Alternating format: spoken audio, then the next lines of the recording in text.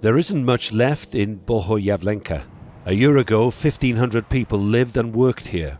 Most have fled after airstrikes and artillery shelling. We were first bombed by airplanes on the 1st of March last year. Now it's a year since that bombing. Buildings here have been damaged. One woman died and people have left since last March. Among the ruins there isn't much hope. There are few jobs near a battleground.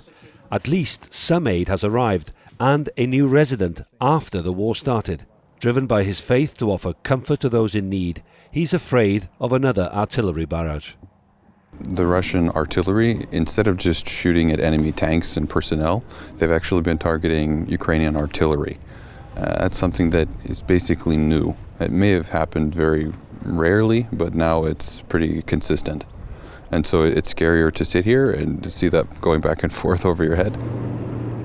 Ukrainian armor is constantly on the move, repositioning themselves near different villages to avoid incoming fire as much as possible. Most of the heaviest equipment we see has been manufactured in the former USSR. The crew of this Soviet-era T-64 tank is resting, while mechanics see to repairs. The tank commander is 22 years old, his gunner a year younger.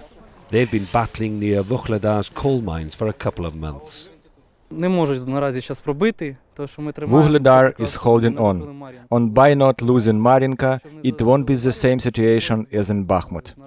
There they are attacking from three sides, but they aren't breaking through. In Vuhledar it's not as bad as it seems. The Russians want to take the town, but they can't, because we have lots of minefields and we fight them with lots of tanks. Outside the village, 4 old Soviet infantry vehicles are parked up and rearming. These troop carriers will return to the front line with these men as soon as they've been serviced and repaired, and the men, of course, have been fed, rested and resupplied. On the opposite side of the road, a reminder how fighting inflicts casualties and grief for another family. This damaged armoured vehicle is being loaded onto a transporter. They got carried away and drove over a landmine. Unfortunately, the driver didn't survive. But the crew has defended our county very well, and the driver is a credit to our brigade. He has definitely distinguished himself.